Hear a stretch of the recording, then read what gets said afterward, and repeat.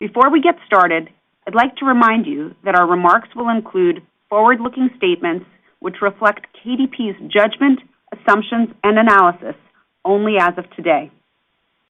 Our actual results may differ materially from current expectations based on a number of factors affecting KDP's business. Except as required by law, we do not undertake any obligation to update any forward-looking statements discussed today. For more information, please refer to our earnings release and the risk factors discussed in our most recent Form 10-K, which will be filed with the SEC later today. Consistent with previous quarters, we will be discussing our Q4 and full-year performance on a non-GAAP adjusted basis, which reflects constant currency growth rates and excludes items affecting comparability. Definitions and reconciliations toward the most directly comparable GAAP metrics are included in our earnings material.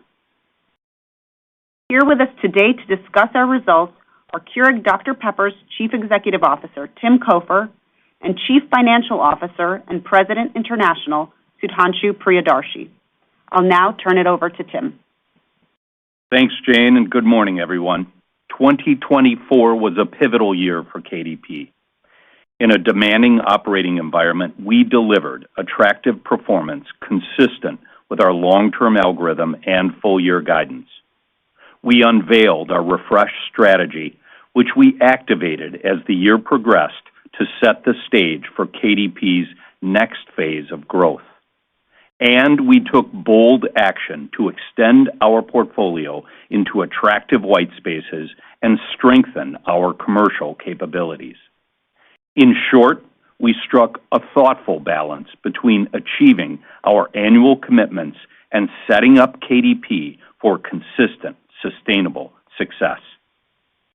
2025 is shaping up as another dynamic year for the CPG industry, and we will remain agile in our execution while targeting a similarly balanced set of outcomes, delivering on-algorithm financial results and simultaneously advancing strategic priorities to fortify our long-term growth model.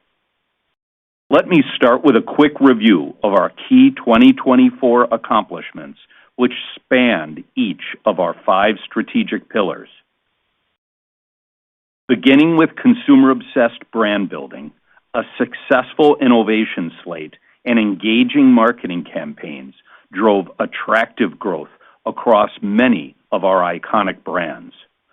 To provide just a few examples, Dr Pepper Creamy Coconut was our largest limited-time offering ever and generated significant buzz. We capitalized on the dirty soda cultural phenomenon powered by social media, which helped drive our 8th consecutive year of market share growth for Dr Pepper. Canada Dry's first brand extension in years, Fruit Splash Cherry, was the #1 innovation in the CSD category. The Mott's fall marketing campaign, highlighting its fresh, minimally processed apples, fueled full-year share gains in juice and strong back-half momentum in sauces. And in coffee, our owned and licensed brands accounted for over 50% of the pod category innovation, spearheaded by our distinctive The Original Donut Shop Refreshers line, which was the #1 new product in the category and doubled our initial plan. We shaped our now and next portfolio, seamlessly transitioning Electrolit and La Colombe to our DSD network and onboarding several new coffee partners, including leading brands such as Black Rifle in the U.S. and Canadian icon Kicking Horse. Ghost is yet another example of our portfolio strategy in action. Through this acquisition, which closed at year-end, we added a successful emerging brand in the high-growth energy category that will benefit from inclusion in our advantaged distribution system. In total, our actions accelerated KDP's portfolio evolution to structurally faster-growing segments within the beverage industry. We amplified our route-to-market advantage and further extended the reach and power of the KDP DSD system across multiple geographies and sites. Most notable in 2024 was the territory acquisition to extend our manufacturing and distribution presence into Arizona. The transaction provided direct exposure to a growing market and added high-quality scale to our supply chain and logistics networks. We also executed well across our existing footprint, translating to healthy marketplace trends for our base business and strong performance for our partner brands. Our Fuel for Growth focus permeated the organization, driving productivity savings at the high end of our target and generating SG&A overhead leverage, particularly in the second half of the year. And finally, we strengthened our free cash flow generation, which funded dynamic capital allocation activities. These included $1.1 billion of share buybacks, our fourth consecutive annual dividend increase, and over $1 billion of strategic investments that will enhance our ability to deliver consistent, profitable growth in the future. Our strategy and the 5 pillars underpinning it represent our North Star. In 2025, we will set a high bar for operational excellence while further advancing each of these pillars as we become an ever stronger and more advantaged beverage company. To summarize our full year 2024 financial performance, we delivered results consistent with our long-term algorithm, with constant currency net sales growing approximately 4% and EPS growing 8%. Strong productivity and overhead savings drove P&L leverage and funded higher marketing investment. Free cash flow generation and conversion also improved considerably relative to prior year, in keeping with our expectations. The strong performance during the year was led by our U.S. refreshment beverages and international segments, which each demonstrated standout momentum and together represent over 70% of revenue. In U.S. coffee, we made progress and strengthened our business resiliency as the industry heads into an inflation-driven pricing cycle. Moving to Q4. At the enterprise level, we finished the year with momentum. During the quarter, KDP delivered a meaningful top-line acceleration and solid bottom-line growth. Constant currency net sales increased more than 6%, led by U.S. refreshment beverages, which delivered an impressive double-digit sales gain. Notably, the net revenue trend across each of our 3 segments accelerated relative to the third quarter. Volume mix was the primary top-line driver, with year-over-year growth in each business. Price was also a positive contributor, with gains in U.S. refreshment beverages and international more than offsetting temporary price pressure in U.S. coffee. Our top-line growth, productivity savings, and overhead discipline mitigated escalating inflation, enabling increased investment behind our brands and solid EPS growth. Focusing on Q4 segment results, U.S. refreshment beverages net sales grew a very strong 10%, led by a volume mix increase in the high single digits. Our teams executed exceptionally well to deliver this growth, which reflected base business momentum, traction from new partnerships, and route-to-market additions. Carbonated soft drink momentum was particularly strong in Q4. The category remains healthy, and we benefited from compelling innovation and brand activity, as well as offerings that appealed to value-conscious consumers. Our CSD brands continued to win in the marketplace, with market share gains in the quarter. Full-flavor Dr. Pepper is now the number 2 CSD in the category, and the Dr. Pepper brand is the undisputed leader in the vibrant CSD flavor segment. Dr. Pepper was also the CSD category's largest share gainer during Q4, reflecting its consumer appeal, unique positioning, and the benefits of our commercial activities. For example, the 7th season of our Fansville college football marketing campaign was our most successful yet. We also saw continued traction from Dr. Pepper's Zero Sugar portfolio, which will remain a strong growth vector going forward. Canada Dry was another top CSD performer, supported by our Fruit Splash Cherry innovation, and 7-Up grew market share as consumers responded to our Shirley Temple holiday LTO and refreshed brand design. In 2025, we expect robust CSD growth to continue, supported by engaging full-funnel marketing activations and a promising CSD innovation lineup designed to extend our flavor leadership. This includes Dr. Pepper Blackberry, which combines Dr. Pepper's original 23 flavors with the rich sweetness of blackberry. 7-Up Tropical, which blends the crisp taste of 7-Up with mango and peach flavors. And exciting seasonal activations across other iconic brands, including an indulgent and nostalgic A&W ice cream sundae beverage and new flavors from our Crush and Sunkissed brands.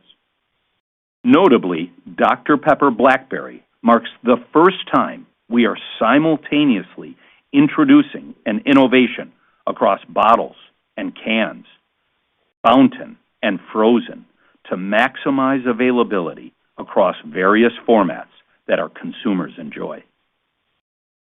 Beyond CSDs, the next largest driver of our Q4 growth was Electrolit, which is enjoying accelerating trends after converting to the KDP DSD system.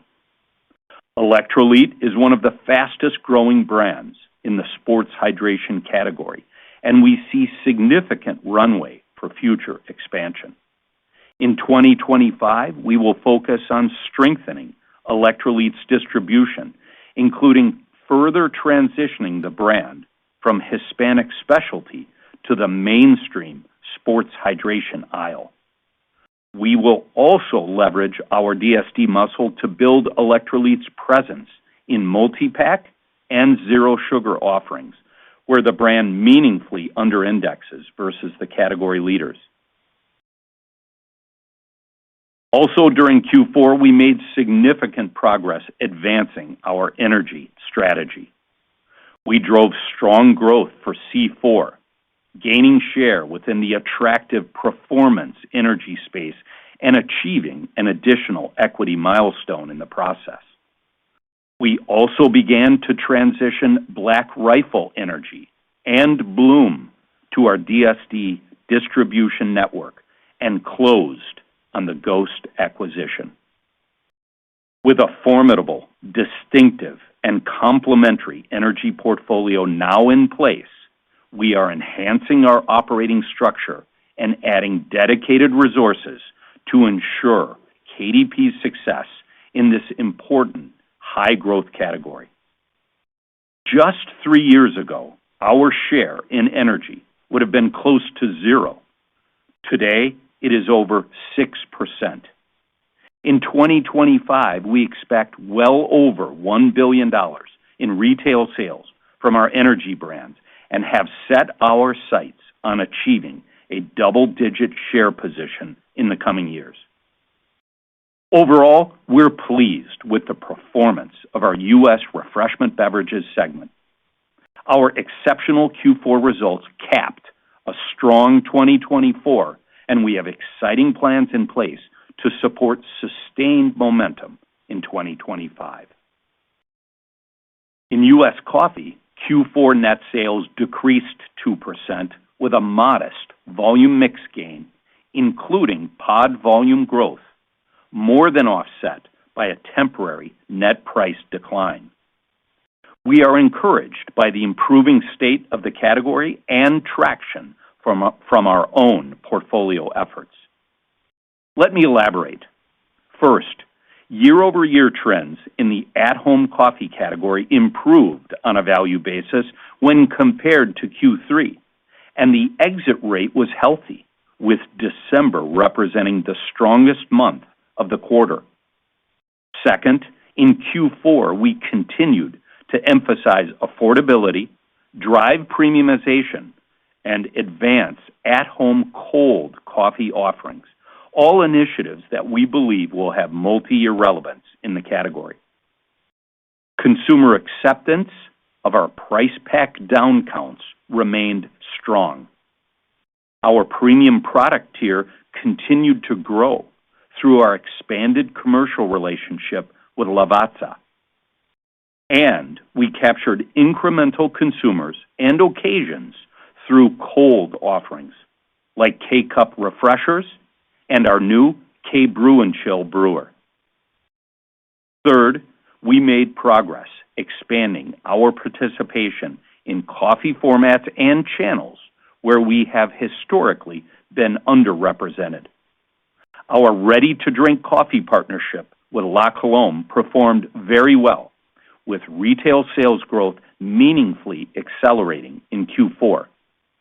Momentum in away-from-home coffee also improved in the quarter, and we see significant opportunity into 2025 as in-office work ramps and we further push into channels like hospitality and food service. The combination of these factors put U.S. coffee on firmer footing exiting 2024, positioning it to be more resilient in 2025. We expect category conditions to be quite different this year, given the inflationary pressure from coffee commodity costs. Accordingly, we are managing the business with two primary objectives. First, to preserve profit dollars and our ability to reinvest despite escalating green coffee costs. In response to this inflation, we announced pricing in Q4 that began to take effect in January and saw many competitors take similar steps. However, the commodity price has continued to move even higher since then, and we are evaluating all available options to offset the incremental pressure. These levers include driving greater productivity, optimizing mix, and may also require further pricing actions with some elasticity offset. Our second objective is to continue to steward the single-serve category through marketing, innovation, and activation in brewers and pods, while expanding our presence across total coffee occasions and solutions. We are planning to introduce compelling new products in various formats this year, and behind the scenes, we are advancing work on more disruptive launches like Keurig Alta and K-Rounds plastic and aluminum-free pods for the years to come. Turning now to international, we delivered another quarter of healthy top-line growth with constant currency net sales increasing at a high single-digit rate. Momentum was broad-based across the portfolio. In international coffee, our top line was driven by market share gains for brewers and pods. In cold beverages, our performance was led by Mexico LRBs, which grew nicely despite some signs of a macroeconomic slowdown.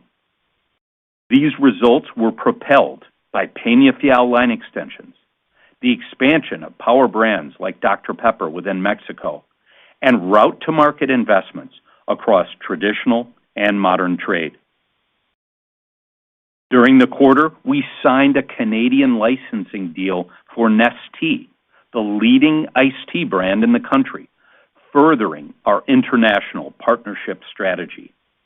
The partnership will pick up later in 2025, and through this iconic brand addition to the portfolio, we expect to establish a leading position in an important LRB category while benefiting from enhanced scale across our total Canadian operations. All in, our international segment continues to perform well.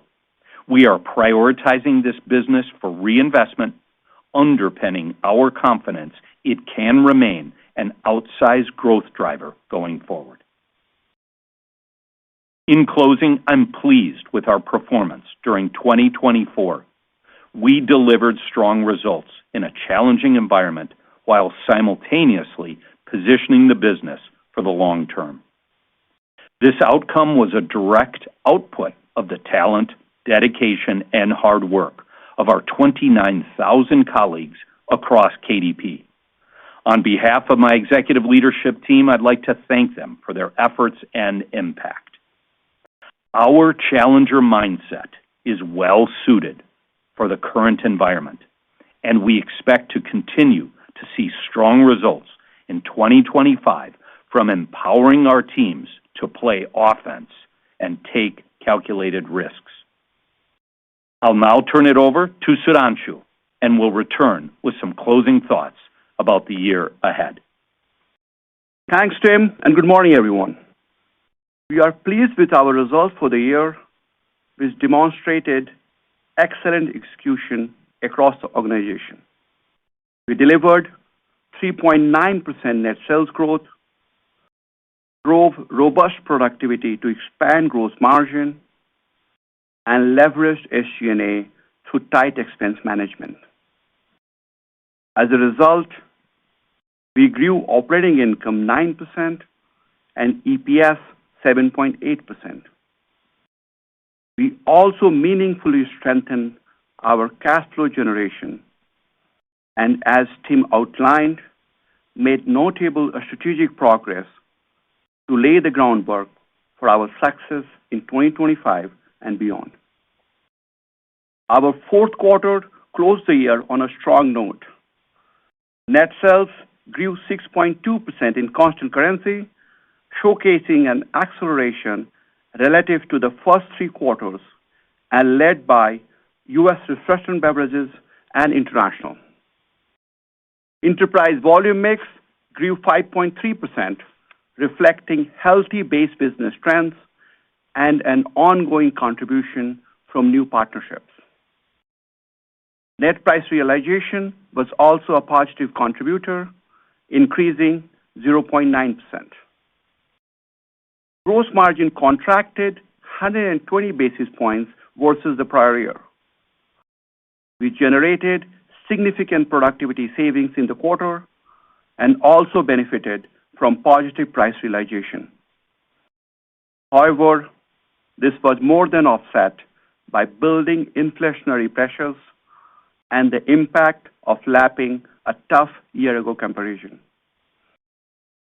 SG&A leveraged 20 basis points despite an increase in marketing investment, reflecting an enhanced overhead efficiency mindset across the organization.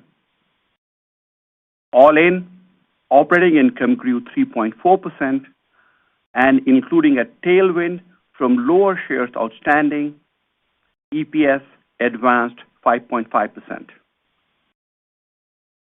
Moving to the segments. U.S. refreshment beverages net sales grew an impressive 10.3%, accelerating from a mid-single-digit growth rate in the third quarter. Volume mix was the primary driver, increasing 7.5%, led by base business momentum, particularly in CSDs. We further benefited from an incremental contribution from electrolyte where our partnership is progressing well and growth is accelerating. The quarter also included the modest benefit of an extra shipping day due to calendar shifts. Pricing grew 2.8% in the quarter, primarily reflecting favorable price realization in our CSD portfolio. Segment operating income increased 8.6%, driven by the very strong net sales growth and robust productivity savings. We delivered this result while reinvesting, even as we absorbed a net headwind from lapping a larger C4 performance incentive in the year-ago period. In U.S. coffee, net sales declined 2.4%. Volume mix grew 0.7% in the quarter, driven by a 1.1% increase in pod shipments. Our strategic initiatives showed traction with the underlying themes of affordability, cold, and premium to remain in place on a multi-year basis. Brewer shipments declined 4% in the quarter, below point of sale consumption due to seasonality. On a full-year basis, which smooths out the seasonality-related noise, brewer shipments increased 7.3%. Segment pricing declined 3.1% in the fourth quarter. We had expected some lingering pressure this quarter, but nonetheless encouraged by the improving trend. We anticipate category pricing will strengthen further in 2025 based on actions taken in response to green coffee inflation, including our January price increase. Fourth quarter segment operating income declined 5.7%, with productivity savings more than offset by the net price decline and green coffee inflation. Moving to international, net sales grew 8.5% in constant currency. This strong result was led by volume mix, which increased 6.5%, reflecting positive momentum across regions. Net price realization was also a growth driver, contributing 2%. Inclusive of unfavorable FX, reported net sales increased 0.8%. Segment operating income declined 8.6%. This reflected two primary factors. First, a strong reinvestment in the quarter, including DSD expansion activities in Mexico and higher marketing across the segment. Second, escalating green coffee costs in the fourth quarter, with related pricing actions in Canada due to take effect in the middle of the first quarter. Importantly, we see these as temporary dynamics and expect our international segment to remain a strong top and bottom line growth driver in 2025 as a whole. Moving to the balance sheet and cash flow, we generated a strong free cash flow of almost $700 million during the fourth quarter. This brought full-year free cash flow to $1.7 billion, a significant step up versus prior year, and we expect further progress in 2025. Cash generation is a hallmark of KDP, and we remain on track to restore our business to healthy structural conversion levels over the next couple of years. As Tim discussed, during 2024, we deployed the cash flow we generated in a variety of value-enhancing ways, including over $1 billion of strategic investments to acquire a 60% ownership in Ghost and expand our DSD footprint into Arizona, $1.1 billion worth of share buybacks, and a 7% increase in our quarterly dividend, marking our fourth consecutive year with a dividend raise. We ended 2024 with management leverage of 3.3 times, which reflected the Ghost transaction. This was above our long-term target of less than 2.5 times, and more of our focus in 2025 will be on deleveraging. However, we feel comfortable that our accelerating free cash flow profile can support a disciplined, multi-pronged capital allocation strategy that also includes investments and steady dividend growth. Moving now to our 2025 guidance. On a constant currency basis, we expect mid-single-digit net sales growth and high single-digit earnings per share growth in line with our long-term algorithm. Based on current rates, we anticipate that FX will represent an additional 1 to 2 percentage point headwind. Our outlook assumes good momentum in our U.S. refreshment beverages and international segments and an incremental contribution from the Ghost acquisition. The plan also recognizes that U.S. coffee is likely to remain more subdued in a dynamic commodity environment, even with higher pricing.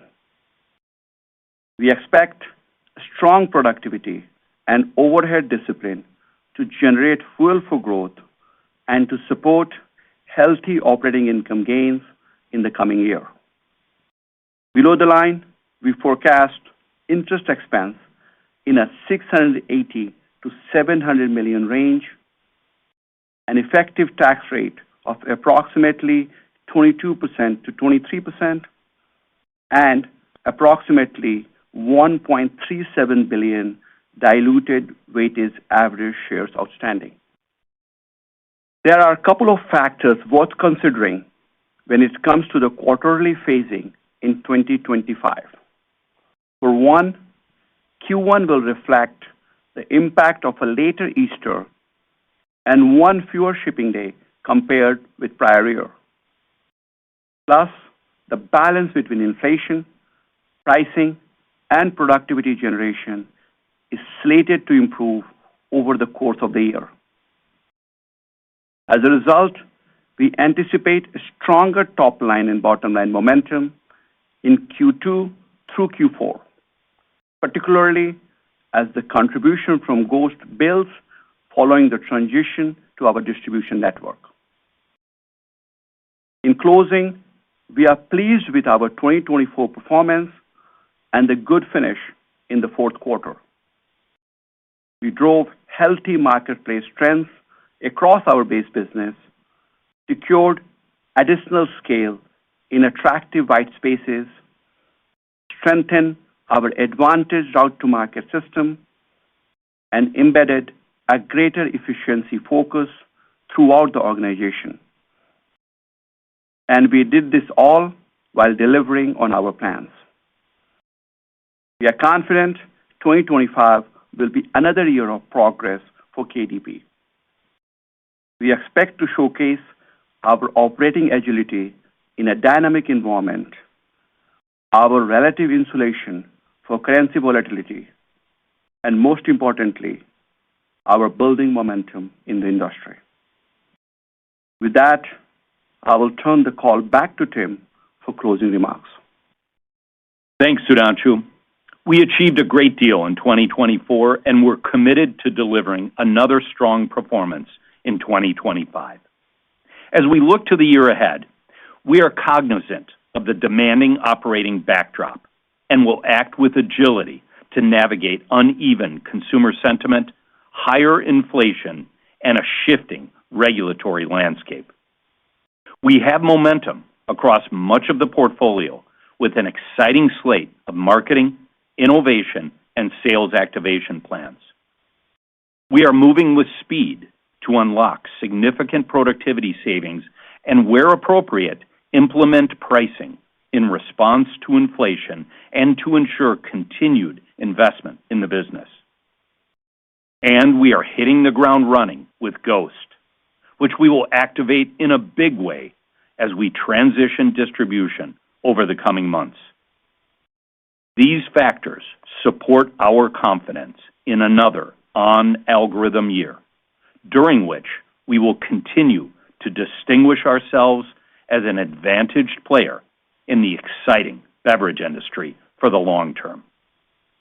Thank you for your time, and we're now happy to take your questions. We will now begin the question and answer session. To ask a question, you may press star, then 1 on your touch-tone phone. If you are using a speakerphone, please pick up your handset before pressing the keys. If at any time your question has been addressed and you would like to withdraw your question, please press star, then 2. We ask that you please limit yourself to 1 question and 1 follow-up. At this time, we will pause momentarily to assemble our roster.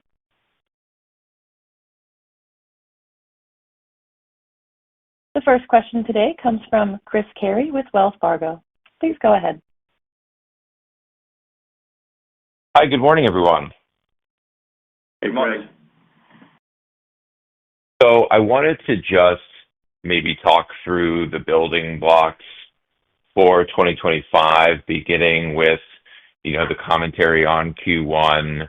You've got the leap year, and you've also got the Easter dynamic, so revenue and profit. Well, and you also have green coffee, so revenue and profit do build. But I think there's also a dynamic where we're looking at year-to-date consumption trends, which are very strong, particularly in your U.S. refreshment business. So are you seeing anything different versus what we're seeing, or are we really just talking about some calendar timing dynamics and green coffee inflation as we build through the year?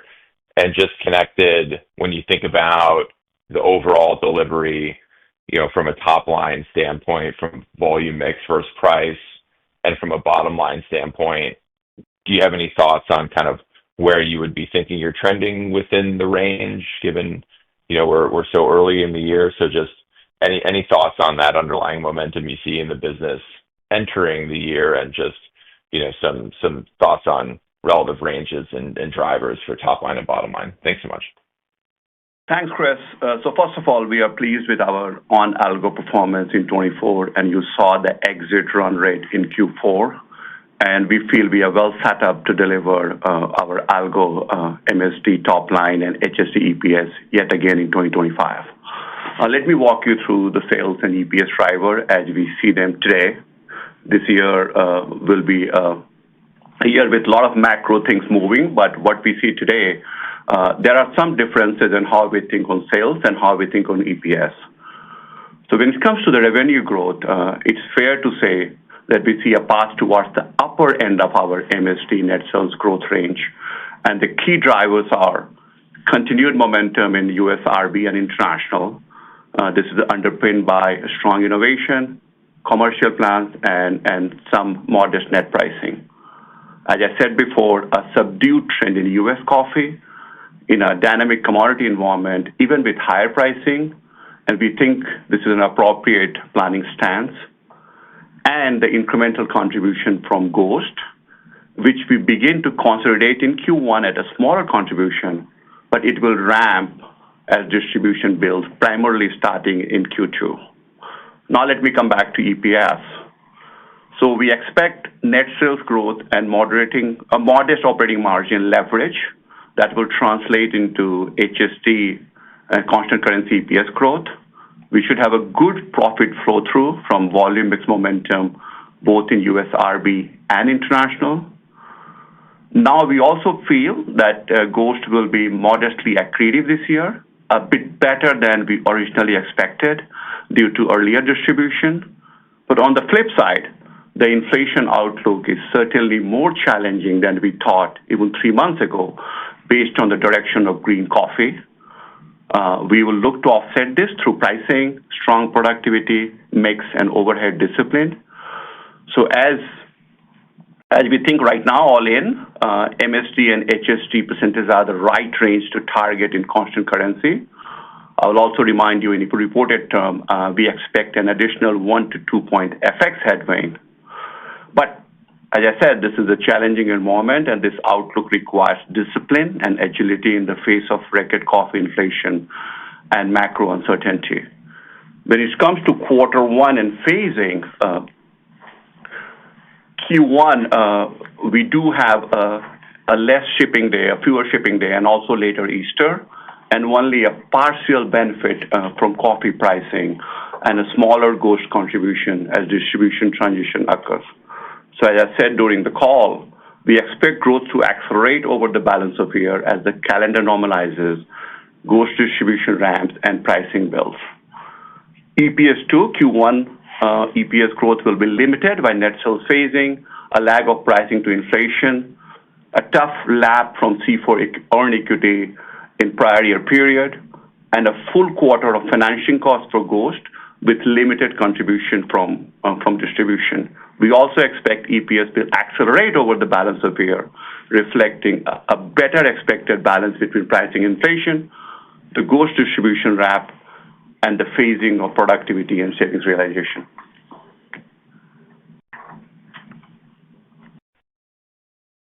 The next question comes from Peter Grom with UBS. Please go ahead. Thanks, operator. Good morning, everyone. Hope you're doing well. So, Tim, I was hoping to get some perspective on coffee, just as you look back to 2024. It's been a category that's been more difficult to call. I think the improvement has taken a bit longer than many anticipated. So I guess just as you look back, do you feel like you have a better understanding on maybe why category growth remained more subdued? And then just as you think about the stronger exit rate, what do you think drove that? And I know you're expecting more subdued growth in 25, but I guess my question is, do you feel like you have better visibility on category growth where we sit today versus maybe where we've been over the last year? Thanks. Absolutely, Peter. So, I think stepping back first, coffee remains an attractive category long term. We remain committed and bullish on long-term coffee prospects. I remind you and others that it is a ubiquitous category. It maintains wide and passionate consumer appeal. It's the most consumed beverage outside of water. I think we believe even in an inflationary environment, there's ongoing opportunity for premiumization.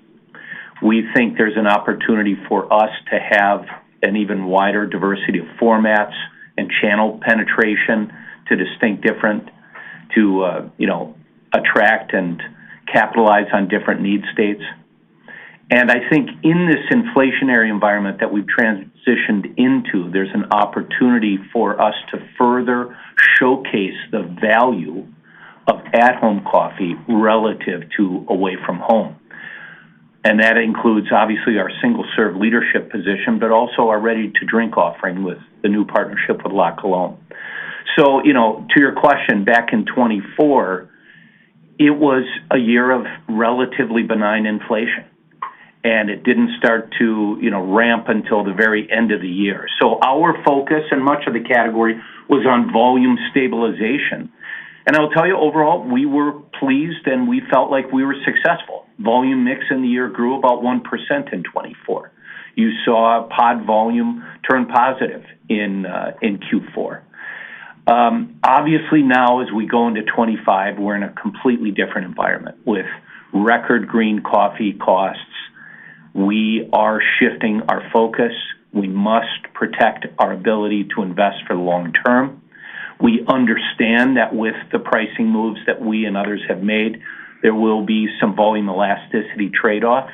We're willing to accept that because overall we think we need to play the long game here. And so, as I said in my prepared remarks, as we go into 25, it's really two primary objectives. One, preserving those profit dollars in light of that inflation through a combination of the pricing action we've taken, mix, productivity, et cetera, and continuing to invest in the future, which we do think remains bright for coffee across our innovation and activation plans, pods, brewers, and really stepping back and making sure we're expanding in the full coffee portfolio beyond single-serve position where we've got strong leadership.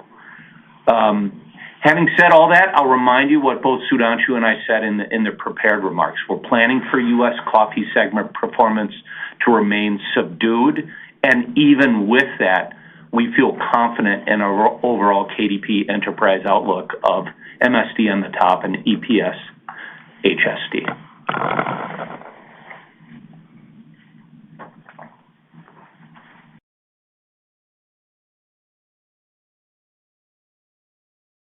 The next question comes from Steve Powers with Deutsche Bank.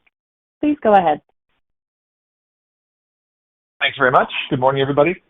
Hey, Steve. Hey, so I was hoping you could, maybe building on what you outlined in your prepared remarks around KDP's ambitions in energy, maybe just a little bit more color on how you're viewing that market in 2025. Obviously, for you guys, Ghost is a big part of your plans for the year, plus activity around C4 and Black Rifle and Bloom. And we've seen a lot of activity articulated from other players as well, whether it's Red Bull or Monster or the news last week regarding Celsius and Alani Nu. So maybe just a little bit of perspective on how you're seeing consumer demand taking shape within the category, and then how your portfolio is positioned to take advantage of white space opportunities within that fairly busy and changing competitive landscape. Thank you. Yeah, Steve, we're bullish on energy, no doubt about it. We all know it's one of the fastest growing categories within LRB, close to a double-digit mark over the last 3 years. I think there remains lots of opportunity to continue to offer differentiated brands that hit, unique demand spaces and unique targets. We also like the profitability of the energy category because it really helps to fund high-quality, long-term brand building. The need is there, ever present, ever more so in terms of a universal need for alertness. And I think you're seeing a growing category sophistication in energy, meaning that, yes, there's continued upside in household penetration, but channel development, there's still upside. Segmentation, price pack architecture, and again, unique positioning. So, one of the things you mentioned in your question is we've seen some category consolidation, including some news last week, including our own exciting acquisition of Ghost that we closed on December 31st of last year. I think that speaks to the attractiveness of energy. And quite honestly, these last few moves make us feel optimistic that it will help fuel healthy, high-quality competition that should benefit the consumer and really expand the overall pie within energy. We feel good that we've constructed now a portfolio that has a right to win in energy. I remind you what I said in the prepared remarks. 3 years ago, KDP's share in energy was basically zero. Sitting here today, it's over 6%, well over $1 billion in retail sales. And as I've said, we've got a double-digit share goal in the years ahead. When you look at this portfolio we've assembled, it's a series of complementary brands that can really target distinct consumer cohorts and demand spaces. C4, our large anchor brand today in the performance space, in fitness, strong offerings in high stimulation segment with the Ultimate line. Our Black Rifle partnership, mainstream, veteran-founded, unapologetically American. The new Bloom distribution deal that we have, a female-forward brand with a very strong following, tremendous momentum, just getting started. And then Ghost, a lifestyle brand, a younger Gen Zennial target, really exciting flavor range, a leader in zero sugar SKUs. As we get deeper and deeper with Ghost, we feel great about this deal. I think it's an attractive asset. It's a fast-growing brand. There's opportunities for KDP to add the value that you've seen us add in other partnership deals. Quite honestly, just yesterday, I was with the founders here in our Texas headquarter office, Dan and Ryan. We've got big plans, and we're taking the distribution here in just a couple of weeks here in early March. As Sudhanshu said, you'll see us ramp from there. But I think that gives us an opportunity to significantly impact the brand's trajectory and we're bullish on what we can do under KDP's ownership for Ghost and for our entire portfolio of energy.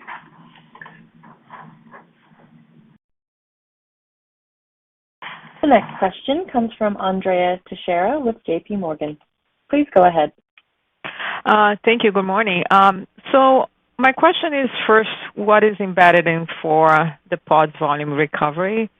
I mean, obviously, the price mix impact is probably going to hopefully inflect in the next few quarters with pricing already announced and potentially, as you said, additional pricing that you're studying. And how has elasticities been? One of your competitors have talked about elasticity coming in a little bit better than expected. And a follow-up on energy, to get to the double-digit share, basically are you thinking two parts of the same question, one organic or M&A or a combo of growth as you want to come from 6 to double digits? And have you been able to secure some of the distribution gains as you called out with Ghost coming up in March, as well as the SC4? What are you looking in terms of velocity as you expect to reach that double-digit aspiration? Thank you. Thanks, Andrea. Starting with your coffee question, as single-serve coffee category leader, it's critical that we protect our ability to continue to fund high-quality reinvestment, including and even especially in these times of inflation. And so we implemented a pod price increase in January. We announced that in the fourth quarter. Many of our competitors, but not yet all, have taken similar action. And, anytime we take pricing, we plan for a level of elasticity. Obviously, volume's going to be weaker. It's a little early to get a clean read on elasticity at this point in the year. And part of that is because the industry and competitive pricing is layering in right now at different rates, at different times, and different channels. I would tell you on the whole, the consumer response to date has not been especially surprising, largely in line with our expectations. Seed price, has moved higher, and it's been up and down, we track it daily, obviously. And so, we're looking at any and all options to offset any sort of incremental pressure beyond that first move. That includes productivity, incremental productivity mix, expense discipline. It may require another pricing move. We'll assess that each and every day. And, as we make our decisions, we'll continue to monitor consumer response and really focus on that first priority that I mentioned, which is preserving profit as the number one priority and our ability to continue to invest over time. So I think that largely handles the coffee question. And then the other was back on Ghost. As I mentioned earlier in Steve's question, we feel great about the Ghost acquisition. As I've gotten deeper into it with the team, I think it's a very attractive asset, and there's significant opportunity for KDP to add value. Distribution is obviously chief among them, but it goes beyond that. I think there's supply chain opportunities for us, R&D, insights, et cetera. The distribution handover is going to take place here into KDP DSD starting in March. And so we have the opportunity, similar to what we've done with other partner brands you've seen in the past, to build ACV, build average items carried, build the quality of the display, secondary location, coolers, et cetera. And, obviously we're working hand in hand with our customers, and I think our customers are excited about what we will bring to the party on Ghost. And consistent with what I said to Steve's question, we're bringing this full portfolio of distinctive and complementary brands that I think can really reinforce one another, help drive our energy sales, and also have a benefit back to total KDP DSD in terms of drop size, store frequency, and DSD economics.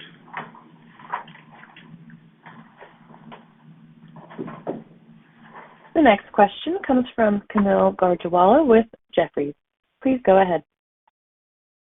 Hey guys, good morning. Over the years, no one's been better than you guys at finding partnerships and alignments. I guess tons of conversations about energy, but the new, at least big hot thing seems to be around modern soda. There's been some transactions in the place, Coke's launching one of their own.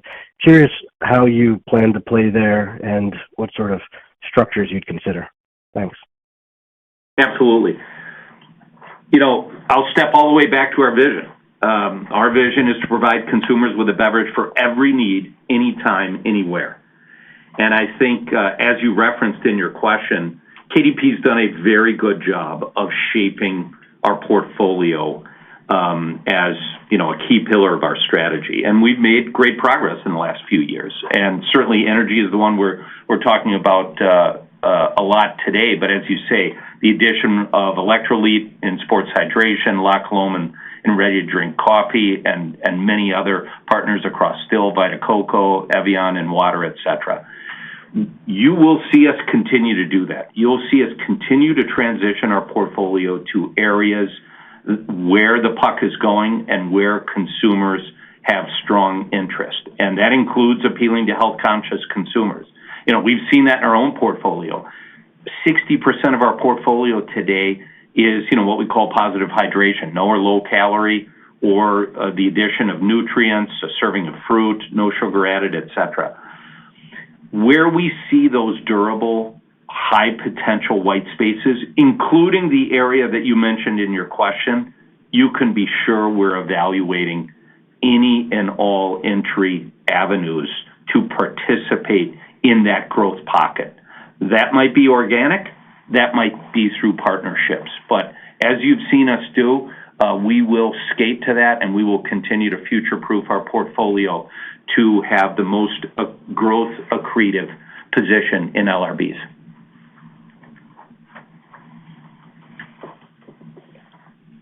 The last question today comes from Filippo Falorno with Citi. Please go ahead. Hi, good morning, everyone. I wanted to ask about the puts and takes for gross margins in 2025. Obviously, we talked a lot about green coffee inflation. Can you talk a little bit about your hedging, how much visibility you have there? And then also in terms of other inflation, particularly in aluminum for the refreshment beverage business. And then overall, it sounded like you have a lot of productivity. Should we think the margin expansion is more below the gross margin line, or you still expect a potential for gross margin to be consistent or maybe expanding in 2025? Thank you. So this is Sudhanshu. So first, our 25 outlook implies a modest operating margin expansion. And let me give you a few key drivers. First is operating leverage from healthy volume mix growth, positive pricing and active mix management across each of our segments. And yes, we do expect another strong year of continuous productivity at the top end of our range, 3 to 4%. We had a very good year in 2024, and an ongoing overhead discipline. So as of now, we feel very good about our plans, and obviously, we will remain agile in managing across various P&L levels to deliver on our commitment while continuing to invest in the long run. Your question about aluminum. So as you know, our general approach, we hedge 6 to 9 months, but aluminum is an exception since we do not purchase it directly. Instead, like much of the industry, we source finished cans and lists from U.S.-based suppliers. We lock in pricing through supplier contracts and often take longer coverage than for direct commodity purchases. But hedging only delays, it doesn't permanently offset where we are. All of these things we have factored in our outlook, and we feel good about MSD and HSD EPS.